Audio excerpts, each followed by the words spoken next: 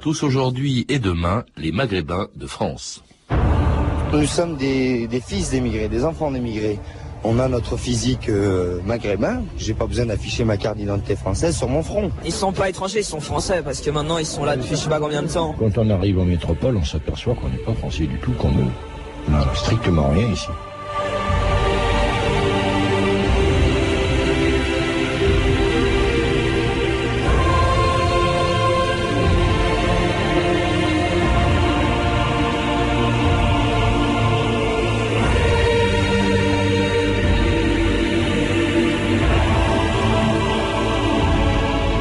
Ans d'histoire.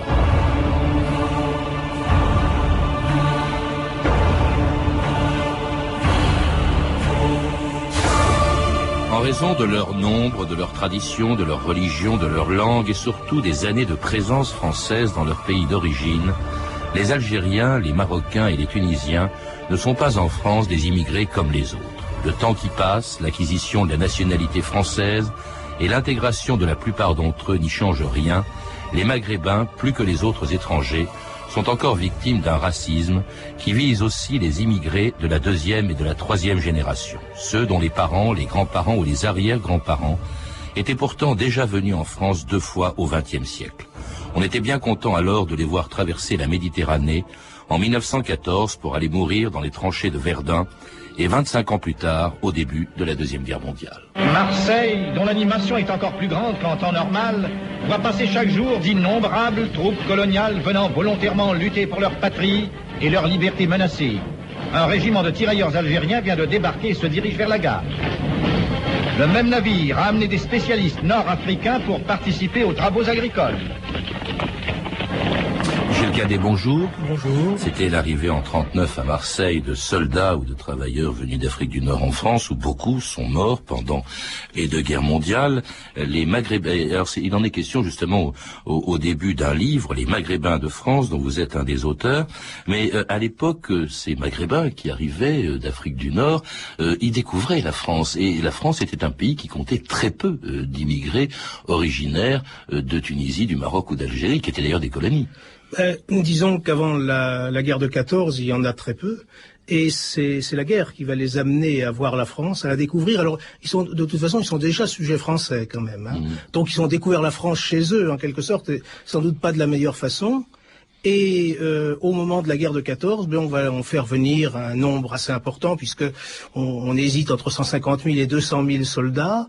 Et pour ce qui est des travailleurs qui vont remplacer des Français qui sont mobilisés, c'est sans doute quelque chose autour de 70 000. Mais comme les gens tournent, en fait, c'est sans doute 300 à 400 000 personnes venues d'Algérie, Tunisie, Maroc qui ont connu la France. Ouais. Et d'ailleurs qui sont morts, qui sont enterrés, j'y pense, parce qu'il arrive très souvent que des cimetières de soldats de la première armée française, par exemple du général Delattre, il y avait 200 000 quand même maghrébins dans cette armée, ce sont même les premiers à avoir franchi le Rhin en 1945. Ces tombes sont souvent profanées, ce qui montre bien que vraiment en France, certains ont oublié le rôle qu'ils ont joué. On a beaucoup oublié le sacrifice des Maghrébins, parce que on l'a oublié, sauf l'an dernier, lorsque il y a eu les cérémonies commémoratives du débarquement de Provence, où le président Bouteflika a été invité, entre autres, et d'autres officiels d'Afrique du Nord. Je crois que c'était la première fois qu'on le prenait réellement en compte. Et ça, c'est quelque chose qu'on a oublié, parce que les Maghrébins aujourd'hui qui sont français, ils sont pour beaucoup français par le droit du sang. Et ça, on l'oublie. Alors, on l'oublie tellement. Mais peut-être qu'on va un peu moins l'oublier, puisque Rachid Boujareb prépare un film avec Jamel Debbouze, avec Sami Nasseri et 2 autres, sur justement ces tirailleurs qui vont libérer la France. Alors venu donc du Maghreb, de Tunisie, du Maroc, d'Algérie, c'est-à-dire ce que le Maghreb, c'est-à-dire pour ceux qui ne le connaîtraient pas, c'est ce qui est à l'ouest de l'islam, c'est-à-dire le couchant. Maghreb, ça veut dire couchant. Alors ils appartenaient à des colonies françaises, jusqu'en 1962, les statuts étaient un peu différents. Il y avait une colonie qui finalement a été ensuite la France, l'Algérie et 2 protectorats. Mais enfin, pour la vie des gens, je crois que le changement n'était pas n'était pas essentiel. Hein. Et déjà, avant même leur indépendance, Tunisie au Maroc et Maroc en 56, Algérie en 62, une importante présence de Maghrébins immigrés. En fait, ils venaient uniquement pour des raisons économiques, parce que évidemment les conditions de travail, les salaires étaient meilleurs. Là, les entreprises françaises de l'époque y trouvaient aussi leur compte, je suppose. Alors, je crois qu'il y avait les deux. Il y avait effectivement le fait que les salaires étaient meilleurs, qu'il y avait beaucoup de problèmes de survie, hein, parce que c'était une population qui augmentait beaucoup plus vite que la population française, et puis il y avait une France qui était à reconstruire. Et donc les sujets français étaient tout incités à venir, ce qui n'avait pas été le cas dans les années 30, où les colons pensaient que ça faisait baisser les salaires, ça risquait de faire monter les salaires en Algérie, Tunisie, Maroc, et donc essayer d'éviter qu'ils viennent. Donc c'est pour ça qu'il y avait à peu près que 100 000 Maghrébins avant la Deuxième Guerre mondiale en France. Et pour la majeure partie des Maghrébins d'origine algérienne, très attentifs sans doute à ce qui se passait en Algérie à partir de 1954, c'est-à-dire la guerre, en déchirée qu'ils étaient entre la France, où ils habitaient, pour ce qui concerne ceux qui s'y trouvaient, et le FLN qui se bat en Algérie, mais qui cherche aussi à mobiliser les immigrés. Écoutez ces Algériens vivant en France en 1961. Est-ce qu'il est obligatoire de cotiser au FLN ? Oui. Qu'est-ce qui se passe si vous ne cotisez pas ? Je ne sais pas, on est massacrés. À votre avis, qu'est-ce que c'est que le FLN ? FLN, enfin, c'est mes frères. Le FLN, c'est des Algériens. C'est des musulmans, c'est des Algériens. Si un dirigeant du FLN vous disait Mohamed, ce soir tu vas aller dans la rue, tu vas manifester, qu'est-ce que vous faites ? Qu'est-ce que je vais faire ? Je vais y aller s'ils me disent. Et si vous n'y allez pas ? Hein ? Si je n'y allais pas, ils vont me tuer. Vous savez que dans toute manifestation, il risque d'y avoir des victimes. Est-ce que ça vous fait rien d'être parmi les victimes ?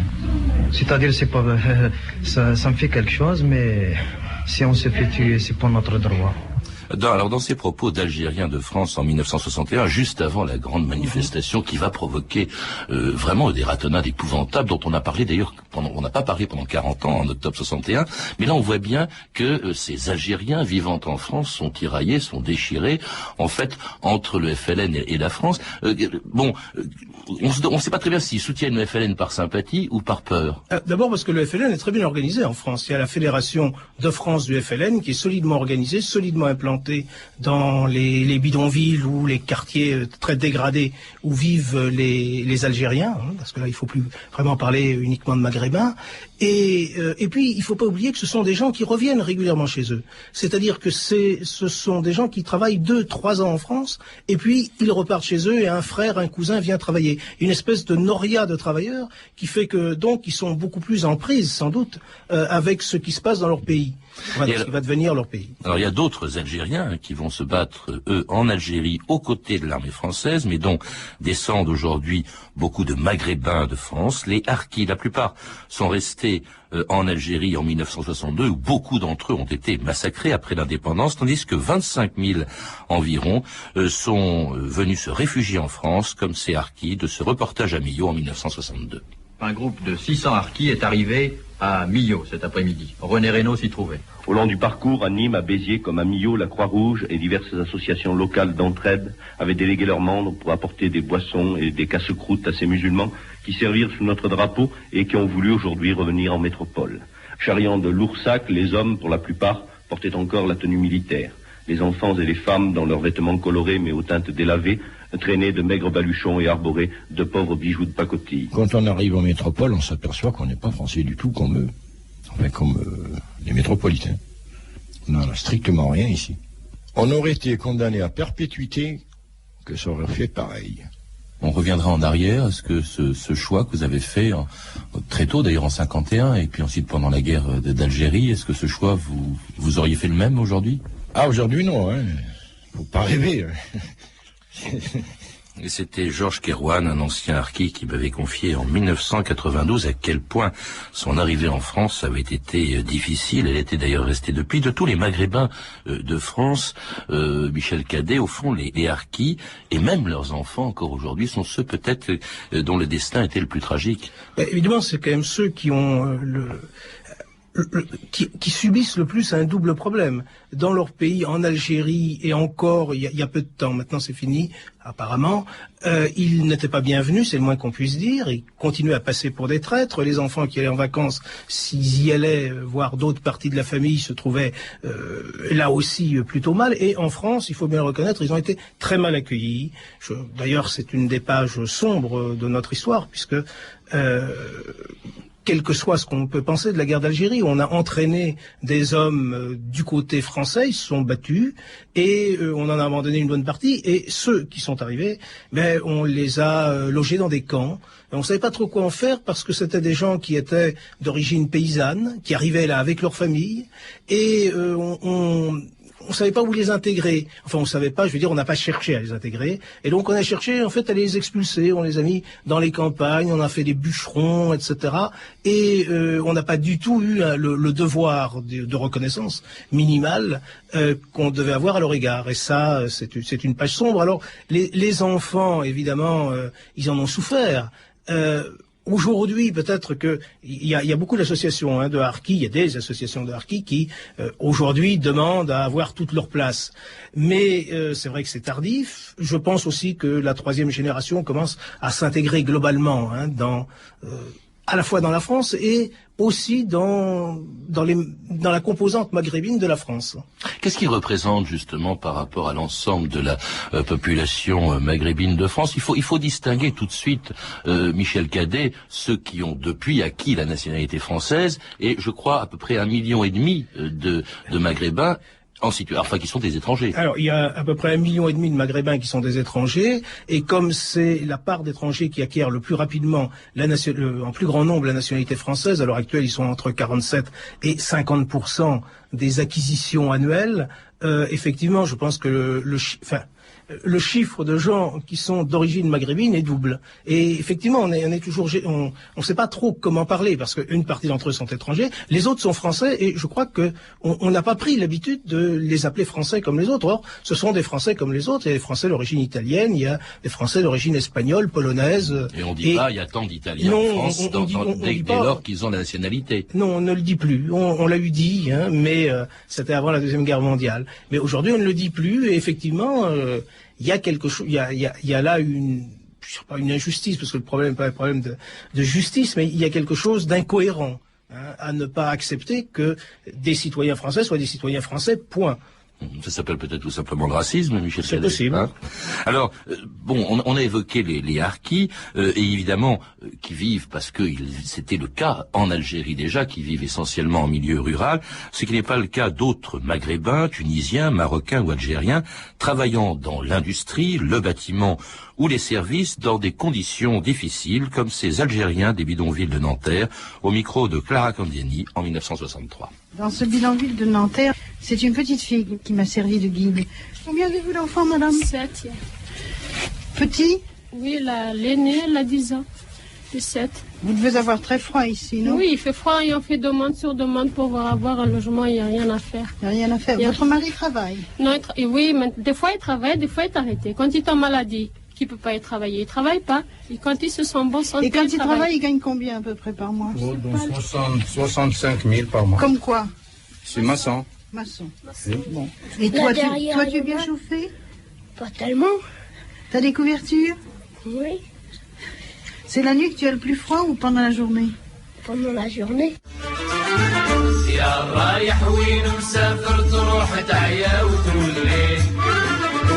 شحال ندموا العباد الغافلين قبلك وقبلي يا رايح وين مسافر تروح تعيا وتولي شحال ندموا العباد الغافلين قبلك وقبلي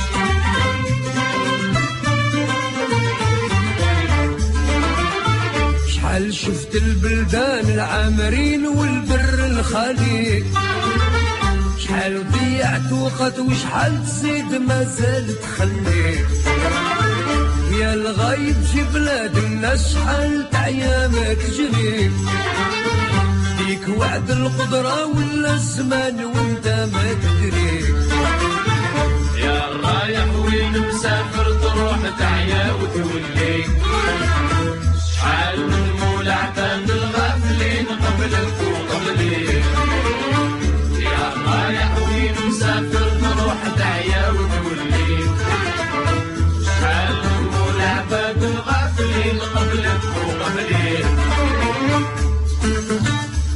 Et vous entendez Daman El Harachi, Ya Raya, celui qui part, dit la chanson, et qui va vivre dans un autre pays, ne sera pas aussi bien que chez lui. Il y a une dimension de l'immigration que l'on comprend mal, Michel Cadet, parce qu'au fond, elle est spontanée. Personne ne force les Maghrébins à venir en France, ils y viennent. On ne les force pas tout à fait, mais d'abord, la situation économique les force. Oui. C'est ce que, quand j'étais étudiant, on appelait des migrations de misère. Maintenant, ils appellent des migrations de travail. Et aussi, car ce qu'on va les chercher, quand même. Moi, quand j'étais coopérant dans le sud tunisien, j'ai vu les recruteurs je crois que c'était de Citroën, qui venaient dans les Ksours du Sud chercher leurs paysans. Mais alors justement, ce que je voulais dire, c'est que dans la chanson, oui, au fait, les conditions de travail, je précise aussi, parce que dans l'archive qu'on a entendu avant, l'Algérien disait qu'il gagnait 65 000 francs. Il faut savoir qu'au tout début des années 60, quand on dit 65 000 francs, oui, on parle en anciens francs, et c'est 650 francs par mois. C'est pas 6,5 millions de francs de 1991 et je ne sais combien d'euros aujourd'hui. Alors oui, cette chanson qu'on vient d'entendre, c'est vraiment, elle exprime la nostalgie de pays. À le côté, c'est un arrachement aussi pour ceux qui quittent. On s'en rend pas compte. Alors je dirais que c'est un triple arrachement. D'abord, ce sont des gens qui viennent de la campagne pour beaucoup. Pour les Algériens, ce sont essentiellement des Kabyles. Pour les Marocains, ce sont des gens du Souss, ce sont des Chleux. Et dans le sud tunisien, il y a aussi beaucoup de monde. Et ils viennent donc, ils ont un arrachement qui est celui d'abord d'une structure qui est très forte, une structure familiale, une structure du groupe qui est très forte. Ils sont arrachés au groupe. Ils se retrouvent dans un monde qui est très différent du leur. Ils rasent un peu les murs. Ils se retrouvent dans des conditions de travail difficiles et des conditions de travail et surtout des conditions de logement très très difficiles. On a parlé tout à l'heure du bidonville de Nanterre.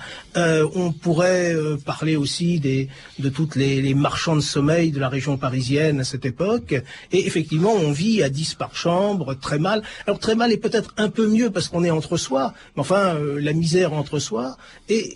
Et alors la deuxième chose, c'est qu'ils ont séparé de leurs femmes, de leurs enfants. Ce sont des hommes seuls. Nous sommes avant 74. Oui. Il faut rappeler d'ailleurs aussi que c'est plutôt mal vu de partir. C'est presque une désertion là-bas en Algérie, au Maroc, en Tunisie. Alors, ça il y a même, je l'ai lu dans le livre auquel vous avez participé, la charte nationale algérienne qui en 76 disait que le retour au pays c'était une espèce de devoir national. Oui, ça c'est après l'indépendance, parce que avant l'indépendance, c'est pas nécessairement mal vu. On envoie quelqu'un faire de l'argent à n'importe quel prix et après il revient.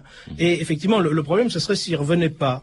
Et par exemple, le cinéma évoque ça. Vous avez consacré tout un chapitre au cinéma. Oui, mais non, mais juste dans un film comme En cas de malheur, par exemple, de Claude Autant-Lara ou L'air de Paris de Marcel Carnet. C'est-à-dire des films qui parlent pas du tout du problème, mais on voit ces silhouettes de Maghrébins entassés dans des immeubles insalubres, etc. Et en particulier dans En cas de malheur,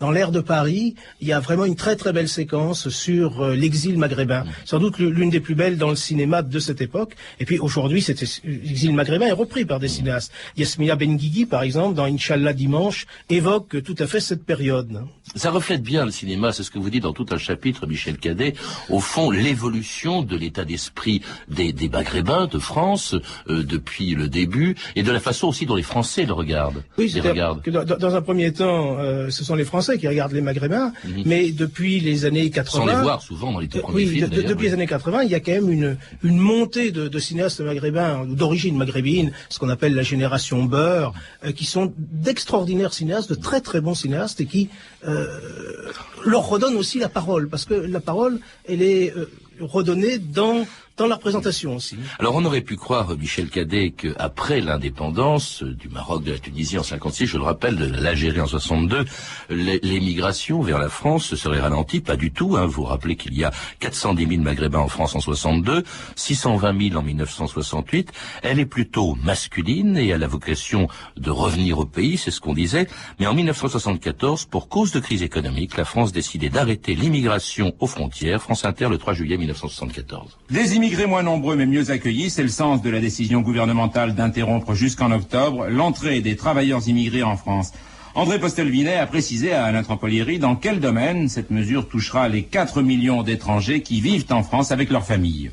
Il s'agit de limiter les entrées des travailleurs étrangers et de leurs familles dans notre pays en fonction des possibilités d'emploi et des possibilités d'accueil. Et en parlant de possibilités d'accueil, c'est essentiellement ici encore aux possibilités de logement que je pense. L'interruption de l'immigration, vous connaissez les raisons de la mesure, c'est une mesure économique, il s'agit de ne pas encombrer cet été un marché de l'emploi un peu difficile. Et c'était l'arrêt de l'immigration en 1974, de toute l'immigration, c'est-à-dire, mais ça ne visait pas spécialement les Maghrébins, mais c'était les premiers visés, c'était plus important, c'était touché particulièrement pour cause ou pour des raisons économiques, on vient de l'entendre, et en même temps, leur arrivée a augmenté après 1974. Il faut peut-être expliquer pourquoi, oui, Michel Cadet. Là, c'est la fin des 30 Glorieuses. Donc, les Maghrébins qui faisaient cette noria, ils vont plus la faire, parce que s'ils partent, leur frère rentrera pas. Donc, ils vont rester. Mais alors, comme ils restent, ils peuvent pas rester seuls, et le gouvernement lui-même s'en rend compte. Et à partir de là, on va permettre aux familles, c'est le regroupement familial, de venir les rejoindre. Et alors, ça va changer complètement le sens de l'immigration. Car c'est une immigration provisoire, et elle va s'installer en immigration définitive. Des enfants petits vont être élevés en France. Des enfants vont naître en France, vont devenir citoyens français, d'autant plus que, comme souvent, le père étant né avant l'indépendance, ou la mère de l'Algérie, il y en a un des deux qui était citoyen français, donc ils ont... Et donc, on va complètement changer l'immigration. L'immigration d'aujourd'hui, elle naît en 74. Avant, c'est une autre immigration, ce sont les mêmes hommes, hein. Ce sont les mêmes problèmes, mais ce sont pas les mêmes problèmes. C'est pas une immigration qui est faite pour rester, même s'il y avait déjà des hommes qui restaient. Et là, on a une nouvelle composante, finalement, de la nation française qui est en train de naître. C'est une composante. Oui, une nouvelle immigration. D'abord parce que, effectivement, il s'agissait jusque-là essentiellement d'hommes venus travailler, destinés à repartir. Et maintenant, ça va être une présence maghrébine qui se féminise et qui se rajeunit du fait des enfants qui rejoignent le chef de famille. C'est ça, Michel Cadet? Incontestablement, oui. Hein. Il y a une féminisation qui est maintenant, disons, à l'époque, vers au début des années 70, il devait y avoir quelque chose comme 10% de femmes. Même pas. Aujourd'hui, on est entre 41 et 42, c'est-à-dire on approche de la norme. Hein. Donc là, et puis évidemment, comme c'est un groupement familial, les enfants sont là.